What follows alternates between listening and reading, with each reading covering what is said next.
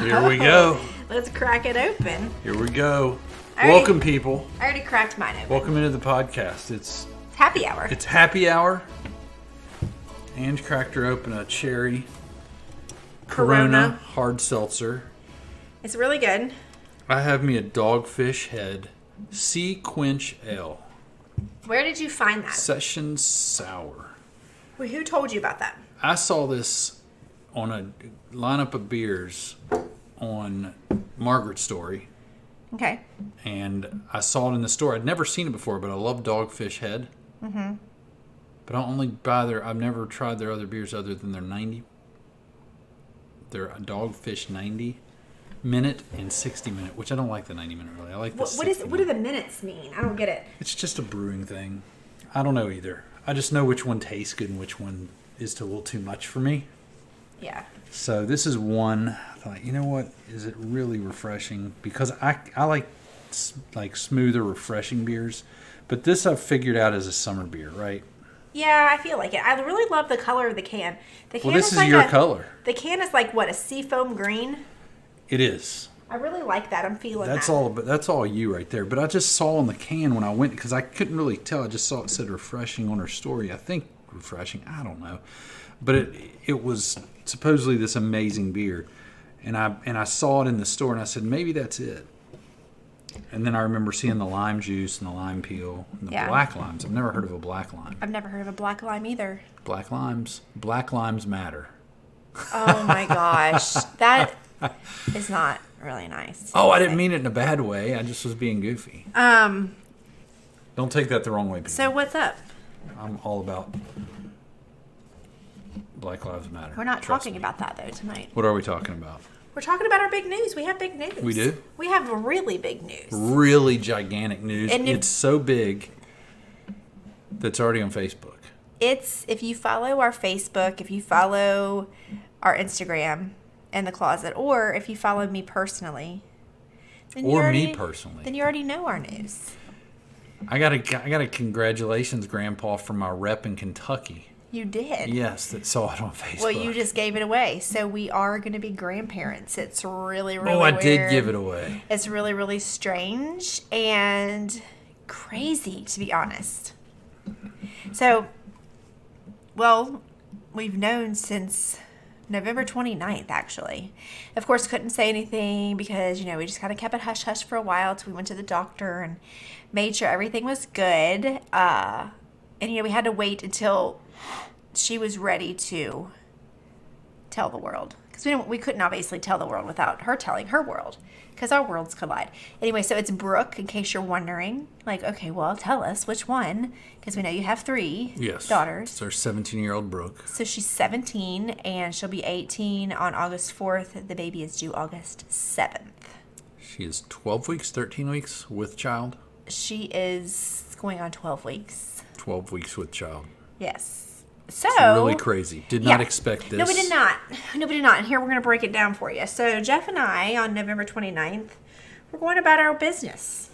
Here's what I was doing. And we went to the store because we decided we wanted BLTs. That's it. For dinner, BLTs. And so as we're out at the store, Brooke was out with her friends. And Sunday night, and she sends me a text message. And she says, hey, are you guys home? I have a Christmas present for both you and Dad. I want you to open it together. And I can't wait till Christmas to give it to you. And I was like, yeah, we'll be home here in a little bit. Like, literally not even thinking anything of it. And I was like, that's crazy. That's crazy. It's November 29th. You did not think it was Christmas crazy. You said, oh. Present. Yeah, because she had money to spend. And sometimes, you buy somebody something and you get super excited about it. And you then just cannot wait. Oh, that's right. That's true. That's Brookie. Yeah. So it made sense. We get home and Jeff's like putting the bacon out on the pan, and she comes home with this bag and she's like, okay, well, come on. And so I sat down. She goes, well, you can't open it without Dad. And I was like, all right, come on. She goes, oh, wait, I'm nervous. I can't. You can't. And I'm like, why are you nervous? She's like, because you can't take this back. That's when my stomach sank, and I was like. She was like, if you don't like it, you can't take it back. What's going on here? And I was like, well, I'm not that hard to please. You know what I mean? I'm not that hard to please. I'm not going to want to take anything back that you gave me.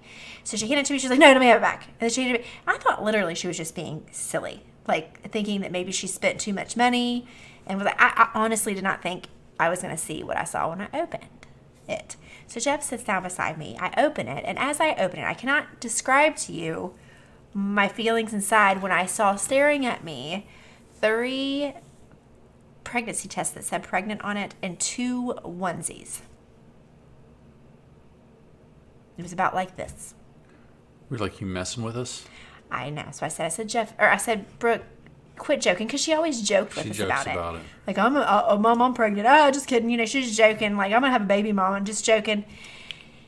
And so I thought she was kidding me, and that was the big Christmas present. Like, she was just joking around. Right. And she was like, no, I'm not joking. I was like, because her friends had just had babies, a couple of them. So I thought maybe she, like, was in their room and saw their... She's like, let me please prank my parents. Like, that's what I was thinking in my head. Right. And she was like, no, I'm not joking. And she started crying. And then I knew. And she wasn't joking. And so I think I sat there what felt like... An eternity.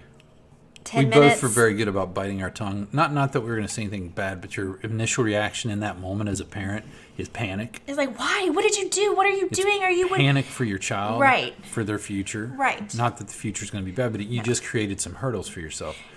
In the moment, the negative comes but through. The negative, well, panic. I mean, I'm like, you know, is the person that every day you're thinking about. You know what I mean? You're like, what are we going to do? You know, right? Because it's additional stuff added to the household. Right. And I was just thinking, everything just flooded through my brain, all the negative stuff first. And like Jeff said, I think I was in silence for so long because I was trying to guard what I said. Because me too. The first words out of my mouth to her is going to be what she holds on to forever. As when I told my mom I was pregnant, this is her reaction. I would rather her to say her reaction was, well, she didn't say anything for about 5 minutes. Versus she lectured me for 5 minutes. Right. You know what I mean? So I think my first words were like, okay, it's going to be okay. I think that's what I said first. It is. I remember it because I was sitting there talking to it was me and myself. We were having a conversation, and That's it was scary. like, yo, bro, like, don't say anything right now. Just keep calm. It's happened. Everything you say right now is critical. And the thing is, no matter what you say, you can't change the situation. Right. Right? So be wise with what you say. So I think what I said was Liddy. Actually, it's not what I said. I don't think that's what you said. That's not what I said. But that would have been epic. Yeah. If I'd have been Liddy. Is that how you use it? Is that what Liddy is? I think maybe that's how you used it a couple of years ago, but I'm not sure that that's what they say anymore. Well, I'm bringing it back. Liddy. So, yeah, it was a lot to... It is a lot to process. It still is a lot to process, but I've come so much further than where I was because it's just so weird.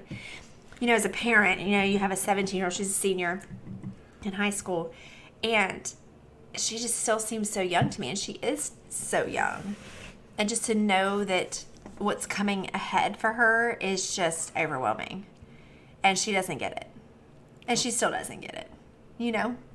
Yeah, and that might be a reason. That might be a good thing. Maybe getting it would make her too panicky and too, you know what I mean? I think there's a blindness in life when you go through big things. It's a blessing in a way. It's a blessing. You look back and you go, "Oh my God." Well, oh my God, how did I do that? Right. What was it? What? How did I get through that time? Right. And you just you're blind to it in the moment. Right.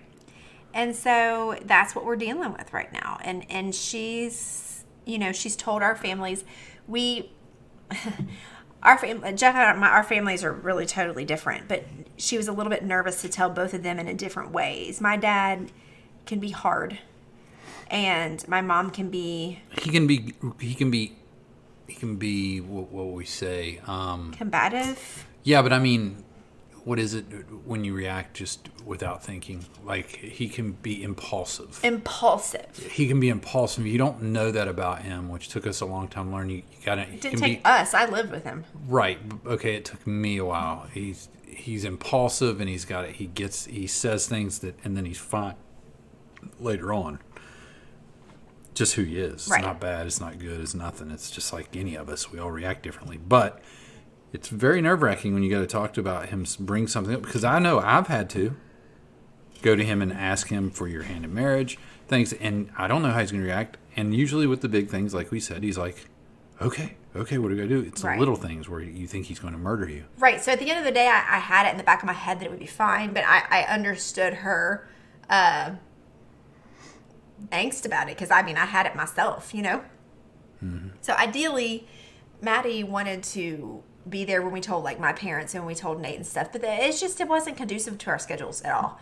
There was no way. So we decided to tell my parents and Jeff's parents, but we decided to do it through FaceTime, first of all, because... And you accompanied her with your parents, not accompanied her with right, my family. Because I felt like if we took her in person, that if my dad started being impulsive, it was going to take her quite a while to get up from where we were and get to the front door.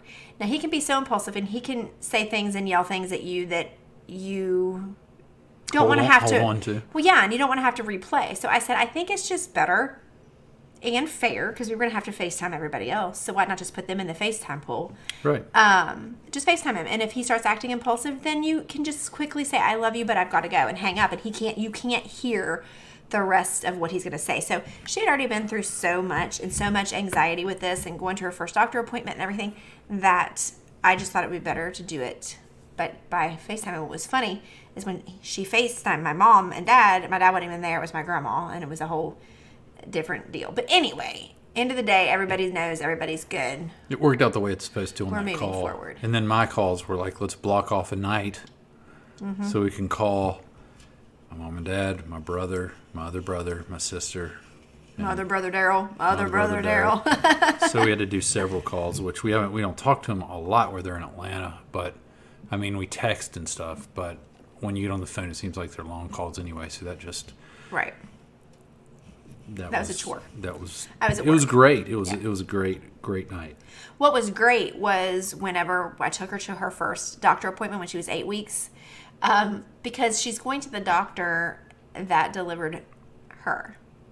So it's really weird. It's like come full circle. Of course, he doesn't remember her because she said in the car on the way, do you think he'll remember me? And I'm like, no. How do you remember you? That's what I said. I said, A, you were a baby. He's never, but B, he delivers so many babies, you know? Yeah. But so she went through the whole thing, and so she had to have a pap smear, which she's never had a pap smear because she's 17. You generally don't have to get one until a little bit later. And so he got out the, what is it called? What is it called? Stirrups? Well, no, the stirrups. I had to show her The stretcher? Well, you can call it a stretcher, but this, what's it called? Speculum? Speculum? Anyway, and he showed it to her. He was like, now, I'm going to take this, and she goes... I was in the room with her. It was so funny. I tried not to laugh out loud, but she goes, what actually is that thing? He goes, well, it's I think speculum. And he said, and here's how it works. And he goes, I'm going to put this here, and then I'm going to turn this, and it's going to open. And she goes, what? And he said, he just had this look on his face like he probably hasn't had anybody react like that because she's just blunt. And she goes, and how long is that going to take? And because he told her what he was going to do. And he said, all said and done, start to finish, we're looking at like a minute and a half. She's like, all right, I guess I can handle that. And she did. You just wait, girl. And she did fine. And then she had to do a pelvic exam, and which that's where the doctor has to stick his fingers and like push on your belly and stuff like that. And she did well with everything. And then we had the ultrasound. So, which was neat, of course. And I'm sitting there, and I sit in the chair right in front of the screen, and the ultrasound tech was like, you're going to have to scoot your head back because she can't see the screen. I was like all into the screen, like waiting with popcorn, like, ooh. But so we had the ultrasound, and everything looked really good on the ultrasound, and the heartbeat was there, which took a lot of nerve, a lot of pressure off, because that's always your fear when you're first pregnant and you go in for your first ultrasound, that there's not going to be a heartbeat, or something's going to be weird, or something's not going to be there. Right. Yeah. All that was fine, and so it was really... It was Liddy. It was Liddy. But she's had some sicknesses, and she's been sick, and lower blood pressure, dizzy, all that fun stuff. So welcome. It's not all fun and games. See, these younger kids, they get it. Having a baby is fantasized. Having a baby is fantasized. They go watch the Ace Family. They go watch all these families, Kardashians or whatever, that have these babies in the pregnancy. No, they the might Kardashians just have freaking surrogate. They might show some of the negative things of it, but all in all, what they see and what they get from watching people like the Ace Family or whatever. I'm not saying they're bad people. I'm just saying it's glory. It's glorified, because oh, I love being pregnant. And look how pretty she looks pregnant. And then they have the baby, and the baby's so cute. And they dress them in cute clothes, and it's just cooing. And you get pictures, and it's a little family, and everybody's happy. And oh, and that's what they see, and that's kind of how they go with it. It's just like the podcast we referred to it before that we did, Princesses and Porn. It's like these girls. It's fantasized having this family, having this husband that's always there and Prince always Charming, around. And I will say, this baby's dad, we obviously will not say who at the moment, but is here. He's present. They're having their ups and downs, but that's to be, that's to be just expected. normal. They're teenagers. Right. He's an amazing kid. But anyway, yeah, it's fantasized, all this. They don't show the nasty diapers all the time. And They all don't the show the struggles. 3 a.m. where you can hardly keep your eyes open. You got puke down your shirt. And You if know they what I do, mean? they make light of it like the next day everything's perfect again. Right. No, the because- next day she woke up a mess, didn't shower the whole next day, was grumpy, didn't feel good, but still had to take care of her kids anyway. Right. The There's kid no end cried in all sight. day. It's editing. Our life isn't edited. Our life is our Can't life. edit our life. You know what I'm yeah. saying? So it's like, it's never ending with the kids. yeah. And so I think that part is fantasized for these younger girls, and I don't know why there's been, I feel like, a spike in younger kids having babies. Because I mean, like when we were in high school, I don't remember a lot of pregnant kids our age. Now, some of our friends had babies early, but right now I can think of 3 friends of Brooks that's either pregnant or has had a baby in the recent It's as months. contagious as Corona. Seems is. like. Seems like it's But just. do you feel like contagious. that this day and age it's more? I think so. I think so. I think it is too. You know what though, and people might disagree with me, but I think back in our day, we were just getting into like rap back in our day, gangster rap. The only thing you had sexy going on was Belle Biv DeVoe. Now you know. Belle Biv DeVoe. What's the other group? Belle Biv DeVoe, Boys to Men, right? And there's a Right. couple others, of course. There's a couple others, of course. Steve Sweat. It's not Steve Sweat. Keith Sweat. Keith Sweat. I don't know what's wrong with me. This thing's just making my tongue sour. I can't do anything. It's like the beer's making my tongue This swell. dogfish head is making him have a list. It's making me have a lisp. It's a side effect of the beer. All right. So anyway, but nowadays, nobody's banging a Steve Sweat. I don't care how hot he is. Stevie Sweat. Steve Sweat, come over here, rub my back. Where's your brother Keith? Oh, jeez. Anyway, go ahead. Anyway, so I don't think the blatant sex was in your face. Like nowadays, man. Oh, like It is sex constantly. Oh, yeah. You got the WAP. oh yeah. You got the everything. Yep. Every song. It's like back in our day, the good rap, the good stuff was about being thugs and killing people and doing gosh. drugs and selling drugs and You're right. I think Smoking weed. I think everything is other I than sound like an old fantasizing man. I it. sound like a grandpa. I Well, know. you practicing. Other than it being fantasized, I think you're right. A lot of things is sexualized. Like everything and every relationship has to revolve around sex, and I don't think that's a good thing. I think sex is a good thing. I'm just saying I don't think that the younger generation is just getting it. Twisted. Yeah. They're being too litty. That's not how you use it. My gosh. They're getting it twisted and they're just a little reckless. right. But I think it is. I think everything is desensitized to a degree now where there was a stigma to sex. You hid it. You don't want to get pregnant. No. You panicked if you thought you were pregnant. Oh, I thought I was I'm sure once they in do high school. nowadays, but it just really. If I missed my period, I thought I would freak out for a couple of days. Yeah, it happens. I don't think I ever had to take a pregnancy test in high school. Like, I didn't get that. But I was a couple days late a couple times, and I'm like, oh, my gosh. And my friends would say, you think you're pregnant? I'm like, oh, my gosh, I hope not. I took a few for us. I peed on it. We weren't pregnant. I was so happy. Oh, my gosh. That's so funny. I just never told you. But, yeah, it's just different now. And I think it's actually accepted more now by society when they see a younger person pregnant or with a young child, I don't think they're looked down upon as much. I think there are still some judgmental people out there.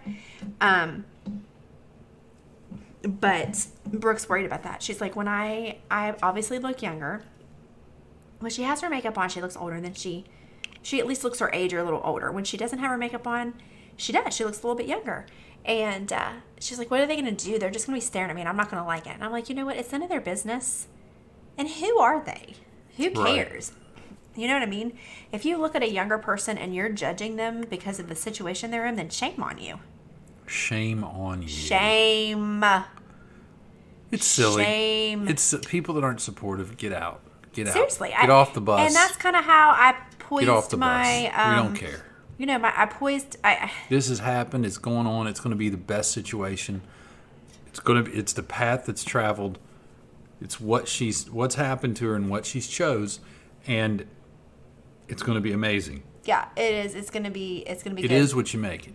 But what I'm saying is, I poised my post. It's just like there's going to be people who, you know, do judge you, but you know, ultimately she's accountable to one person, and that's God, and nobody else matters. Only God can judge me.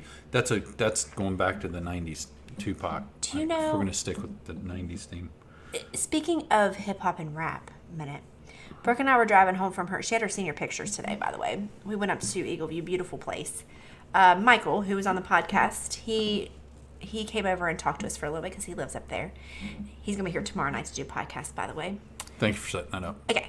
And so we were on our way home, and I don't know what the singer's name is, but we were listening to 98.7 The Beat, and it's our rap hip-hop station, whatever.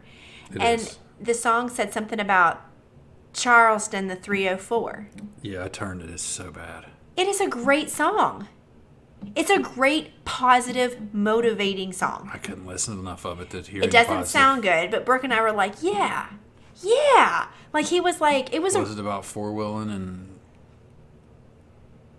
The words were good. Was it about the mountains and the four-wheeling and the... Were you listening to the country station? No, it's rap. It was supposedly rap. It's talking about the drugs in our city and the enablers, like the doctors are the enablers of our drug addicts that we have in this city. And it's like, it's sad that, like, you know, those kind of... It's like, it was actually... He didn't sound good. I'm not saying that. Okay. I'm not saying that it was like, oh, this is a really good upbeat song I want to listen to every day. We were listening to... It was a positive message. We were listening to the words, and it was a very positive message because it was a hip-hop song. It was a rap song. Like we were just saying, there was no sex in it. It was like all positive. And I really liked it. I don't know where I was going with this. That's good. We should have them on the podcast. So next time... They won't come on. No. Next time you hear that on the radio, just give it a second. Give it a listen. I might have the wrong one. It's not it might be a different local song. It's not a great song, but the message is good. Okay. Yeah. I'm not a rapper, so I can't really... I just know what I know I like. And that song I didn't like. Can you please remember what you just said? Next time you try to rap a random song. You know I got bars. I got bars. Can you remember you even said yourself, I'm not a rapper? No, I'll never admit I said that. Yeah, I'll give you a quote though. This is a serious situation. The quote I gave you the other day that my brother sent me. Okay, hold on. First of all, I need you to admit right now that you are not in fact a rapper. I can't totally admit that. Jeff, you're not a rapper. I could be a rapper. You could be, but you're not. But just say it. I could be. Just say it. I'm not technically a rapper. There we go. That's good enough. Thank you. But I could be a rapper. Oh my gosh. All right. So what's this quote? All right. I talked to my brother. Who's really my best friend, other than you, and about this situation and everything. And then he sent me this quote afterwards, which was perfect. And I think it could apply to a whole lot more situations than ours and hers. And in life, and I think people should hear this and take it with them, no matter what they're going through. And it's a John Wooden quote. And if you don't know John Wooden, if you don't know who John Wooden, is he a coach? John Wooden was a coach. He was probably is it Wooden? Wooden. Wooden. He was the greatest college basketball coach of all time, arguably the greatest college basketball coach of all time. Some people might say that's not true, but well, you said arguably. You covered it. Here's what he said. Things turn out best for the people who make the best of the way things turn out. Ooh, I like that. Read that again. Things turn out best for the people who make the best of the way things turn out. And I love that. I love that. Because that's true in life. I love that. That is a good quote. It's a great quote. It's fantastic. You make the best of what hand you're dealt. You should send that to Brooke. Did you send that to her? I don't think so. Oh, you should. I'll send it to her. Yeah, I mean, you don't know what you're going to get handed in life, and some people will get handed this situation, be like, oh, down about it, and even Brooke herself could be down about it. And I'm not saying she hasn't had days where she's felt a little bit down. She has, but let me just tell you right now that Brooke has really, really, really impressed me with the way she's handled this. She's handled it with mostly maturity. She's handled it bravely. She's taking responsibility. She's taking care of herself the best that she can in this first trimester. She's taking things seriously. She was behind in school because it's really hard to stay motivated in school right now with the e-learning and all the situation that's going on. She picked herself, because she's got to graduate. She picked herself up. She pulled herself together. She caught up on all of her work. She got all of her stuff turned in time. Her grades came back, and she's passing everything. She's caught up, and she's feeling good, and she's feeling good about herself. And for that, I'm super proud. Not every 17-year-old could handle that, because I know some 17-year-olds would sit in there and sulk and say, why me? I don't want to do this. No, there's no need to do my school anymore. She has plans. She has plans that she tells me about. She doesn't know exactly what she wants to do with her life as far as a career. And I told her today that doesn't matter. Most 17-year-olds don't. Most 20-year-olds don't. And that's okay. Well, but she's okay. I'm proud of her too, because she's brave, because we could have never known about this child. Right. She could have easily aborted the child. Oh gosh, I don't want to talk about it.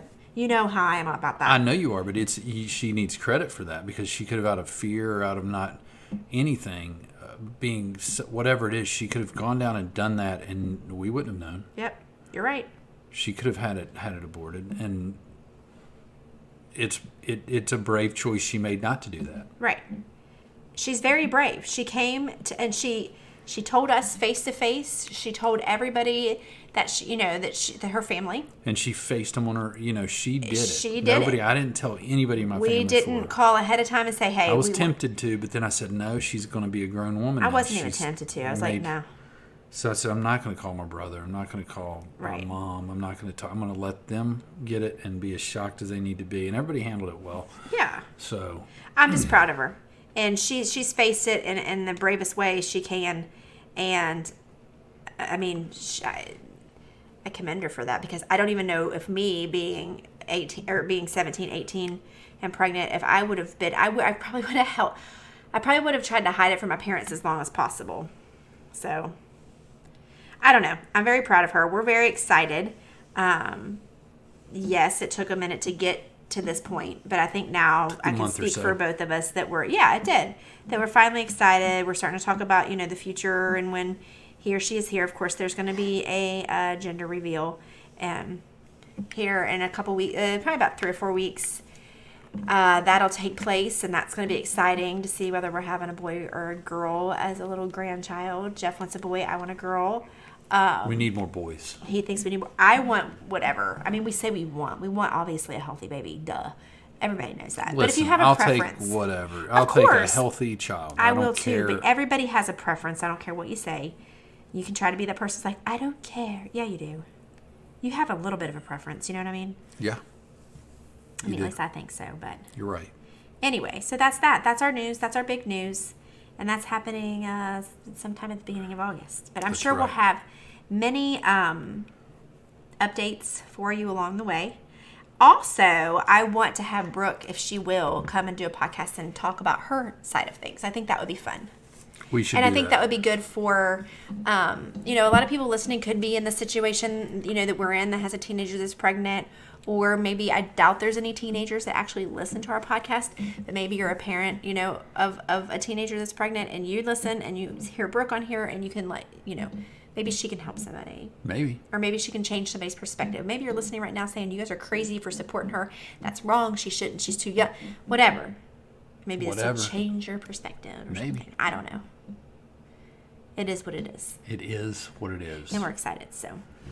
Well, thanks for having, happy hour with us. I think we're going to go fun. have some pizza. Let's have a little dinner. A little cauliflower. I can't ever say it right. Cauliflower crust pizza. Cauliflower.